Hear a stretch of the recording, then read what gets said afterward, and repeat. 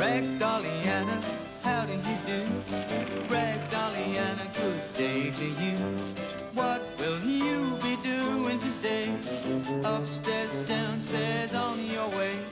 Ragdolly Anna's just like you. She knows that one and one make two. She can talk all this and that with a bunch of paper roses in a big straw hat.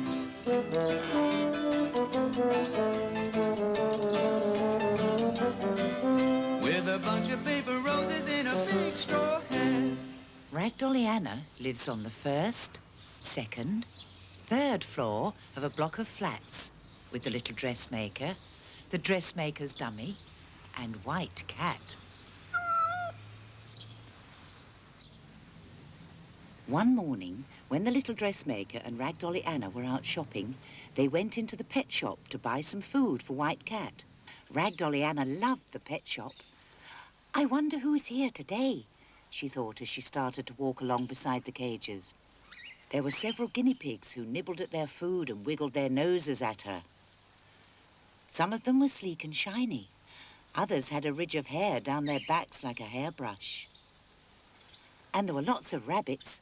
Ragdolly Anna loved the way their ears stood up straight.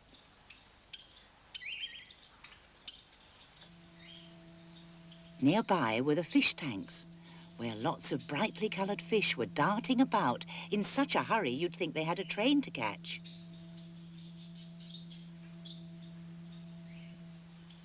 Suddenly she heard a piercing shriek. But it was only one of the cockatiels in the bird cage on the other side of the shop. The little dressmaker popped 2 tins of cat food into her basket and paid the man at the till. Why don't you stay here, Ragdolly Anna, while I finish my shopping? Then I can pick you up when I get back. Oh, yes, please, said Ragdolly Anna. She turned back to the animals. The pet shop man had been cleaning out some of the cages. He must be busy, thought Ragdolly Anna. She would have liked to help him, but the shop was becoming crowded and she felt herself being pushed up close against the rabbit cages near the back door. It was then that she noticed that one of the cage doors wasn't quite shut. Her friend Lop-Ears, who was inside the cage, had noticed too. "That you, Ragdolly Anna?" he whispered softly. "You want to do something for me? I got an idea." "What?" breathed Ragdolly Anna. "Oh, come closer and I'll tell." She pressed her face against the cage. "This door's been left open, see? He doesn't know, of course, but I do. And there are 5 sacks of rabbit food, fresh delivery, just through that door in the storeroom."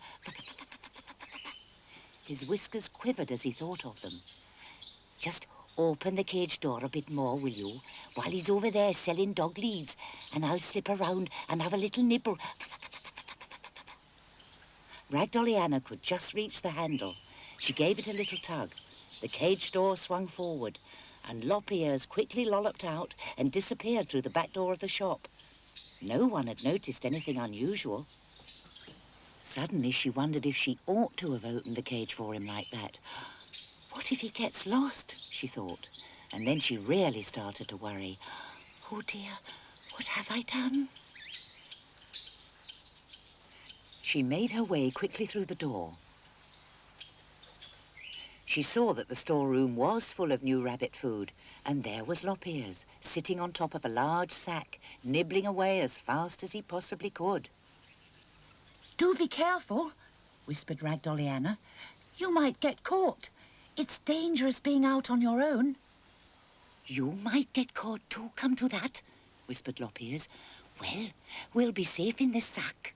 Come up and sit by me, why don't you? We can both hide here." The sack was quite big, but it was not too difficult for her to clamber up and sit down close to Lop-Ears. And before you could say cat's whiskers, the door opened and the pet shop man came into the storeroom, bringing a customer with him. Ragdolly Anna and Lop-Ears crouched as low as they could. To their horror, a big hand reached round the top of the sack on each side, and they felt themselves being dragged out of the shop, heaved up and put into the back of a van. Then the engine started and they were driven off. "We've been sold," gasped Ragdolly Anna, and she very nearly burst into tears.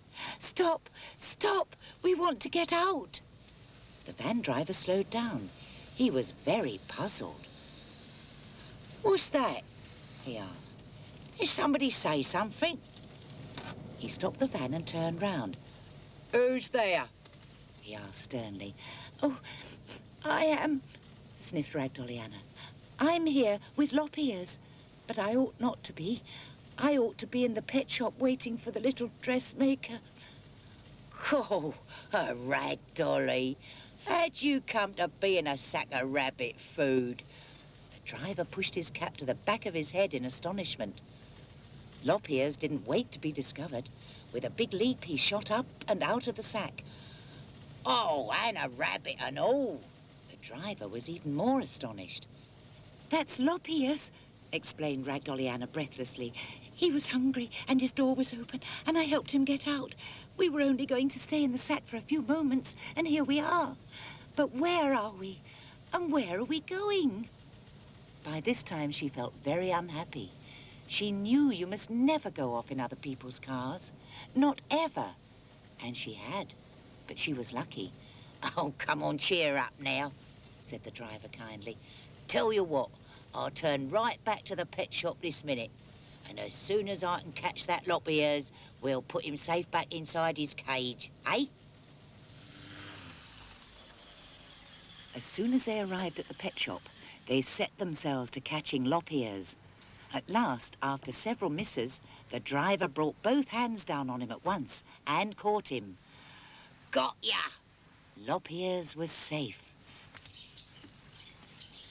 They carried him into the shop, put him into his cage and shut the door. This time they made sure it was properly fastened. "Oh, that's better," said Ragdolly Anna happily, but Lop Ears didn't seem to think so. "Oh," he muttered crossly. "Funny. I looked in that cage a minute ago and there were nought in it," muttered the pet shop man. He came back with a bowl full of oats and some raw carrots. Lop Ears twitched his nose. He didn't seem very hungry. "Well, I hope he's not sickening for summat," muttered the pet shop man. "He's not eating anything like as much as usual." Ragdolly Anna was just wondering whether she should explain that Lop Ears had already eaten a great deal of rabbit food from the sack when the little dressmaker came in to collect her. Sorry I'm late, but there was such a queue in that post office. Now we'd better hurry home, Ragdolly Anna, 'cause White Cat will be wanting his lunch. White Cat looked up rather crossly as they came in at the door. "Yes, you're late," he informed them. "Too busy shopping to think of me, I suppose. Never entered your head it was my lunchtime." "Oh, yes, we did think of you," Ragdolly Anna hastened to tell him. "Especially when I was in the van with Lop Ears. I thought of you nearly all the time. I knew you would have known what to do." "In the van? What van?" asked White Cat. "And what Lop Ears? Sounds like a rabbit to me. I almost wish I'd come with you. I like rabbit."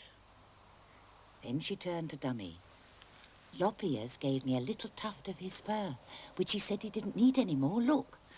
She blew it off the tip of her hand, and it floated off, gently touching Dummy's face.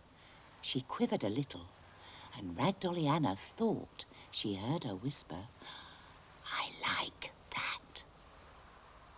Ragdolly Anna's